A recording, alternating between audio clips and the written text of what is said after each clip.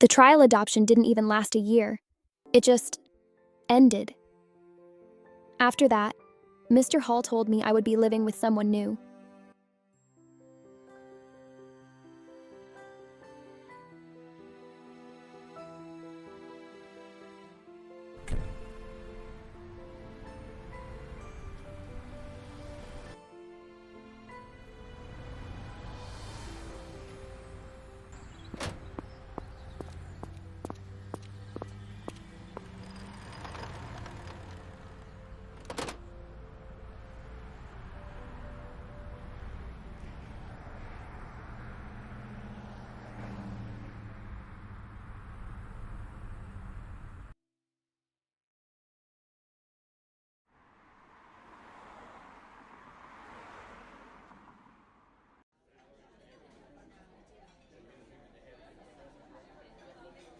Her name was Joyce Gomez. She was a single woman in her late 40s who had never been married or had kids. Now she was going to take care of me. We met at a Van de Kamp restaurant. The lights were too bright, like they were trying to erase all the color from everything. The tables were covered in plastic, and when I rested my hands on one, it felt slightly sticky. I pulled my fingers back and rubbed them together. The smell of fried food hung in the air, heavy and greasy. Dishes clanged somewhere in the back, over and over, like no one remembered to stop them. This was supposed to be the start of something new, but it didn't feel new. It felt like waiting. We sat in a booth. I traced a small crack in the table with my fingernail, following it back and forth like a road that didn't go anywhere. Nobody said anything. Finally, Mr. Hall cleared his throat. "Shirley, I want you to meet Joyce. She's going to be looking after you now." I kept tracing the crack. "I know this isn't what you wanted," he said. His voice sounded flat, like he was reading from somewhere far away. "But if you don't go with her, you'll have to go to juvenile hall until you're 21. I didn't understand all of it, but I understood enough. The crack in the table ended at a small chip. I pressed my fingernail into it until it hurt a little. "Okay," I whispered. I looked up for just a second. Joyce sat across from me. She was short, with a round, stiff shape, like she didn't bend much. Her gray hair was mostly white, with thin streaks of black. Her face had freckles and lines, and her front teeth rested slightly over her bottom lip. She wore a black dress with white collar and trim, black shoes, and a gold heart locket. She looked nervous. "Hello, Shirley," she said softly.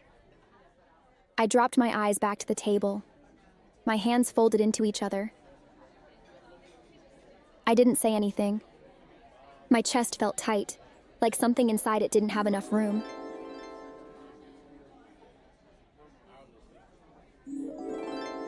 Leaving their house hurt. I tried not to think about it, but it kept coming back anyway. Why did he pick her over me? Why did I have to leave? She never liked me. I knew that. She wanted a baby, not me. Then my thoughts moved somewhere else, to the people who gave me away. Did they remember me? I closed my eyes. For a second, I imagined what it would feel like if my mom hugged me. A real hug. Warm, tight, like I belonged there. My fingers loosened. Did they ever think about me? The feeling didn't last. It slipped away, and everything inside me started moving again, fast and messy. Hope, then hurt. Hope, then hurt. Back and forth, like waves that wouldn't stop. I used to think maybe it was my fault, that I did something wrong. But now, they didn't even know me. If they could see me, really see me, they would love me. I was sure of it. There had to be a reason. Maybe they were scared. Maybe they didn't have enough. Maybe they didn't get a choice. I opened my eyes and stared at the table again. One day, I would find them. I could feel it, quiet but steady. And when I did, I would show them who I am. They would see me. They would know.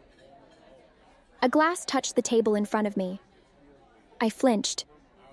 "Here you go, sweetie," the waitress said, setting down waters. Ice clinked softly inside the glass. I stared at it. Tiny bubbles clung to the sides. A thin slice of lemon floated at the top, spinning slowly. The world came back all at once. The lights, the noise, the smell. I wrapped my fingers around the glass. It was cold.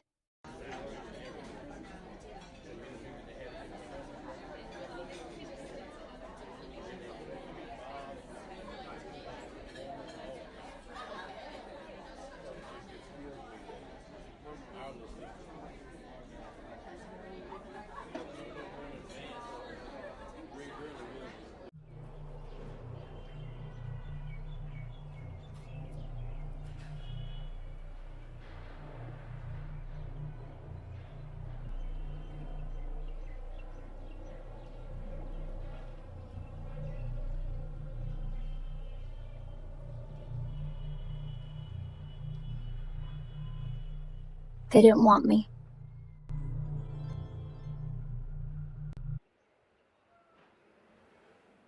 He chose her. One day, everything came to a point. If she does one more thing, Mrs. Hall said, she has to go, or I will.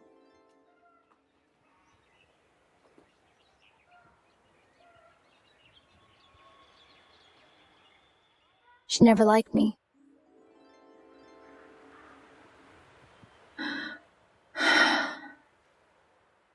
She wanted a baby.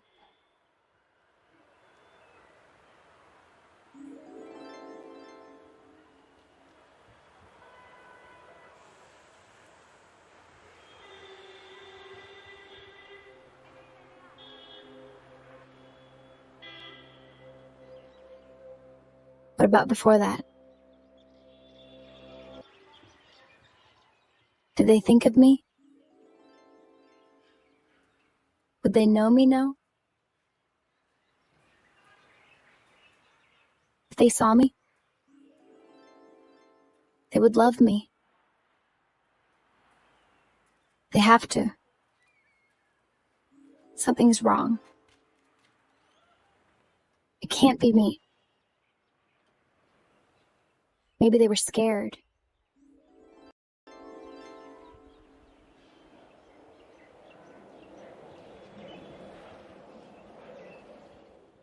Maybe they couldn't keep me.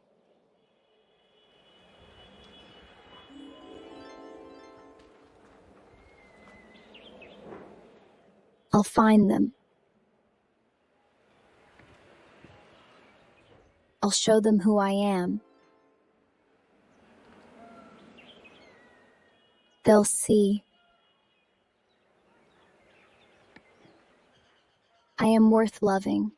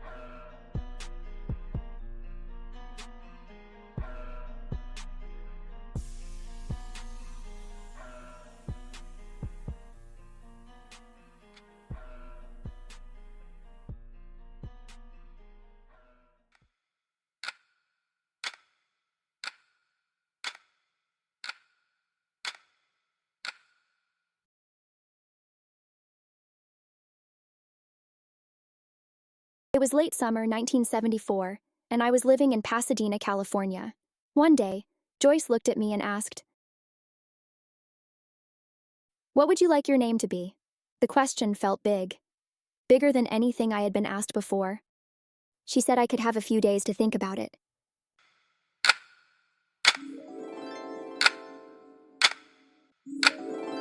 I thought about Trixie from Speed Racer. She flew a helicopter and showed up right when Speed needed her. She wasn't scared of anything. I used to watch that show when I lived with Mrs. Green. I wanted to be like her. "I want to be Trixie," I said. Joyce shook her head. "I don't think that's a good idea." I pressed my lips together. "Drusilla," I said quickly, before I could lose the feeling.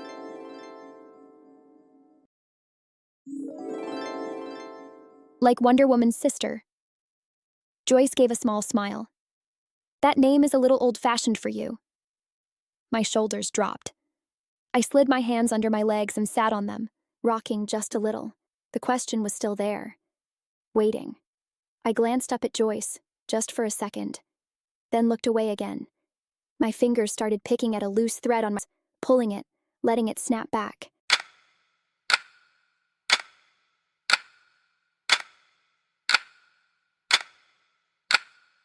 "Wild a flower," I said after a while. The words came out stronger than I expected. Joyce blinked. "Wild what?" I sat up straighter. "Wild flower," I repeated, louder this time. For a moment I held her gaze. Then I looked down again, my fingers twisting together. The room felt too quiet. A car passed outside. I followed the sound with my eyes, like I could leave with it. Someone clapped along to the music. Someone else shouted for another song. Nobody told me to sit still. Nobody told me to be quiet. I liked that. I swallowed and looked back at my hands. The thread was gone now. A memory slipped in before I could stop it. Mrs. Green's house. Music playing loud enough to feel in your chest. People laughing, dancing, moving like they didn't have to think about anything else. "I'll Be There" by the Jackson 5. "Wildflower" by Skylark. I used to spin in circles until I got dizzy, then laugh and do it again. Mrs. Green's house often filled with people. Laughter, music, and the smell of fried chicken spilled into every room. When Wildflower played, I'd picture dancing in a sunlit meadow, carefree, like the song's hero.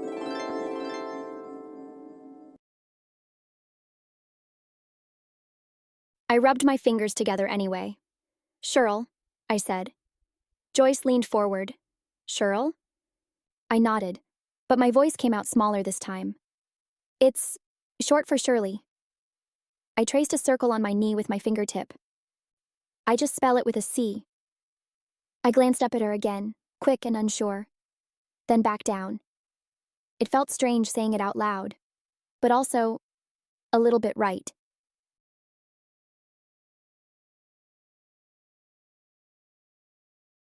About a month later, Joyce started finding me asleep in the closet at night. Curled up, quiet, like I was trying not to be seen.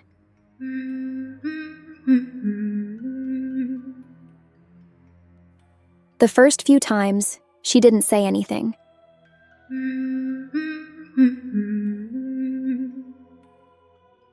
By the fifth time, she couldn't ignore it anymore. One night, she knelt down in the doorway.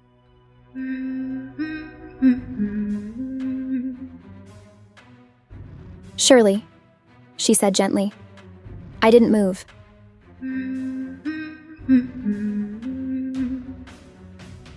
"My name is Shirl," I whispered, my face still turned toward the wall. There was a pause. "Shirl," she corrected softly. "I don't want to pressure you. Talk to me when you're ready." I nodded, but I stayed where I was.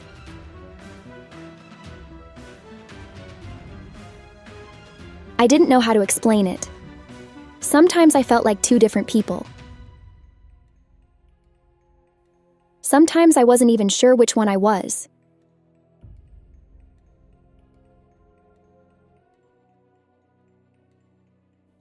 Sometimes I forgot things.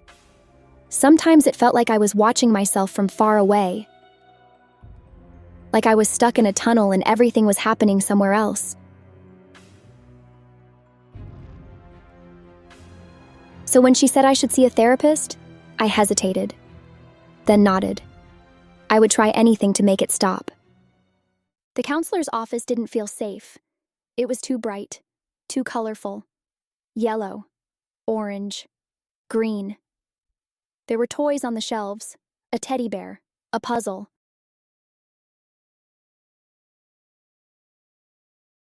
Shirley, The counselor said, looking down at his folder. can you tell me why? My name is Shirl. The words came out before I could stop them. He looked up. A small pause. Then he nodded once. All right, Shirl. But when he spoke again, he said, Shirley. like it didn't matter. Something inside me pulled back. Just a little. I don't need to get used to living with Joyce, I said. The words came out strong. They're not my family. His eyebrows pulled together. What makes you say that? They've taken you in. They care about you. My hands clenched. I don't know who they are, I said quickly. I don't know how I got there. My voice got louder. Too loud. Joyce's house didn't feel real, just a place I was staying. Until I figured things out. Until I found the truth. You're being dramatic. You'll understand when you're older. And just like that, I stopped. My hands went still. My eyes dropped to the floor. I didn't say anything else. A memory pushed in. Mrs. Green's house. Running. The police car. You're too cute to be telling such a big lie. I had told him. I had tried. He didn't listen. He couldn't see it. Nobody ever did. The room came back slowly. The colors, the chair, the sound. I blinked. I was back. The counselor was watching me, confused. He ended the session early, told me to wait outside. From the hallway, I could hear his voice through the door. Unusual for her age. Very aware.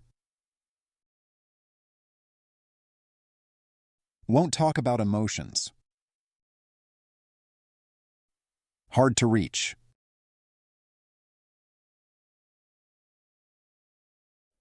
I sat in the chair, hands folded, still, quiet. She shows signs of both. The counselor said. Restless but also withdrawn. Out in the hallway, I stared at my hands.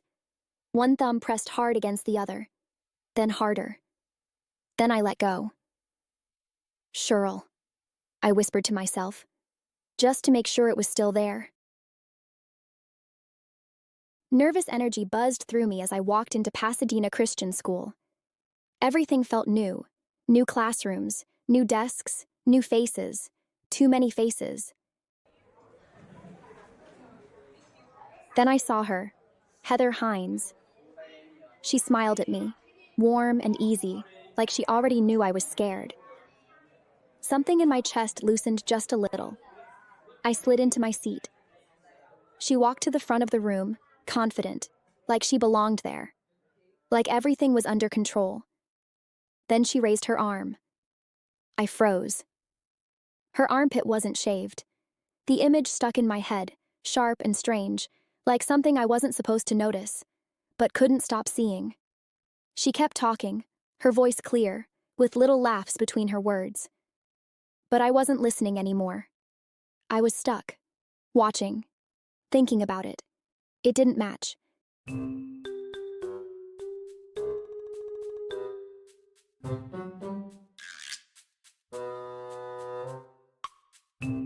Everything else about her was neat. Her hair, her makeup, the way she stood. But that one thing, it didn't fit. Before I could stop myself, "It's Harry," I blurted out. And then I said something worse. something I shouldn't have said.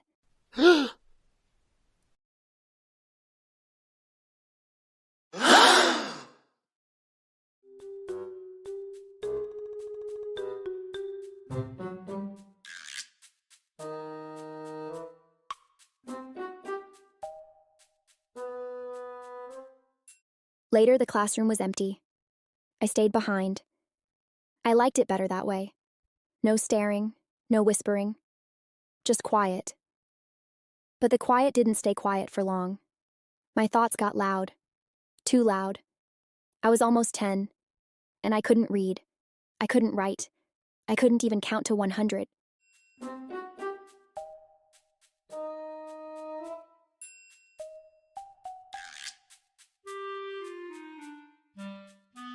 The words on the page didn't make sense. They moved, blurred, slipped away when I tried to hold on to them.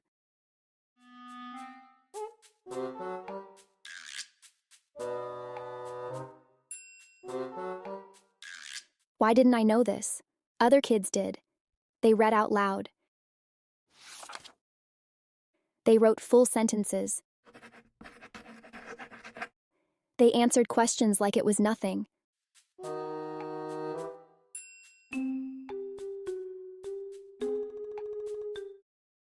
Mrs. Green hadn't sent me to school. The halls only gave me a week of kindergarten. That was it. That was all I got. The truth sat heavy in my chest. I was behind, way behind, and now everyone could see it.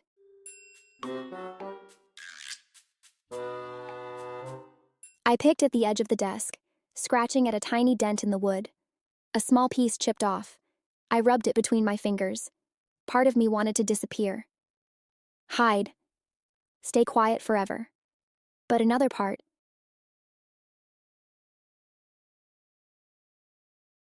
wouldn't let me. I pressed my hands flat on the desk. Hard. I'll learn, I whispered. The room didn't answer, but I heard myself, and that was enough.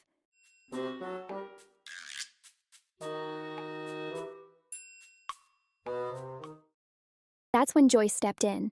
In public, I called her Mom. It made things easier. For her. For everyone. When we met new people, she would say, "This is my adopted daughter, Shirl." She always said my name right. Every time. Joyce cared about how things looked. She stood tall, spoke clearly, and made sure people noticed her. Education was everything to her. It was how she moved forward in life. And now, I was part of that.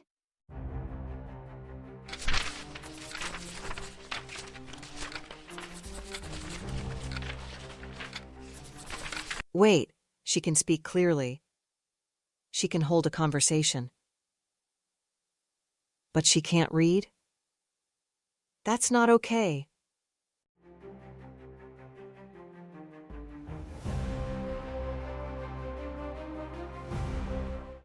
Dr. Tattlebell, the principal, didn't miss a thing. She walked like she owned the building, heels clicking, eyes sharp, always watching. With your permission, we can bring Shirl up to a 3rd grade level, but we'll need to handle this discreetly.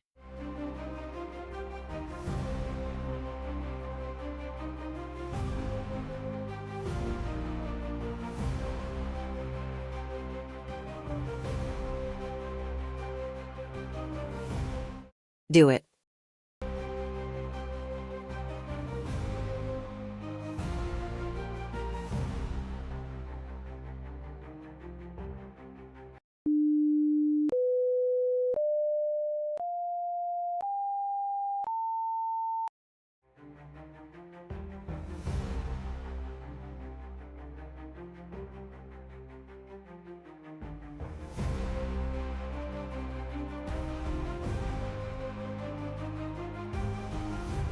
She's underweight, her vision is impaired, her hearing inconsistent. We also recommend medication. No, not yet. She deserves a chance. She is behind, yet smarter than she should be.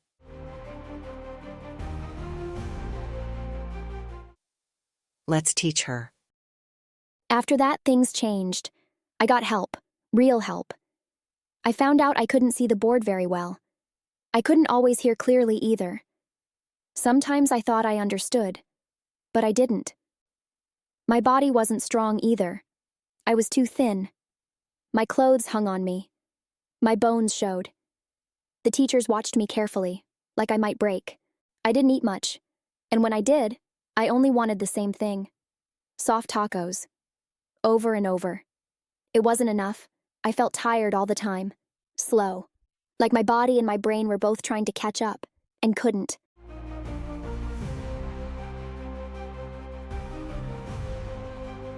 The classroom was empty again. I sat at my desk, a worksheet in front of me. Letters. Just letters. They stared back at me like they always did. I tapped my pencil once, then again. But I didn't stop, even when the letters didn't make sense. Even when I got things wrong. Even when I felt small. I kept trying. Because something inside me had already decided. I wasn't staying like this.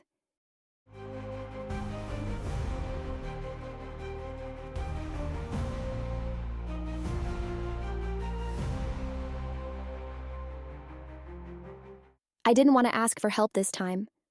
I wanted to do it. By myself. I leaned closer. The first word was short. 3 letters. I sounded it out in my head, slow and careful. T. I stopped.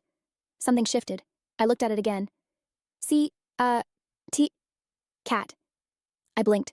My chest tightened. I looked around the room. No one was there. I looked back at the paper. Cat.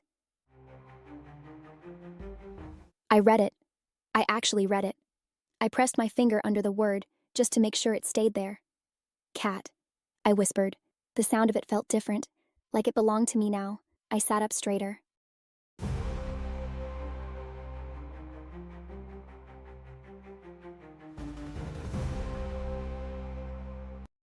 My eyes moved to the next word. I hesitated, then tried again. Slow. Careful. Not perfect, but closer. I got stuck, then unstuck, then stuck again. But I didn't stop. Not this time. I went back to the first word, just to be sure. Cat. A small smile pulled at my face before I could stop it.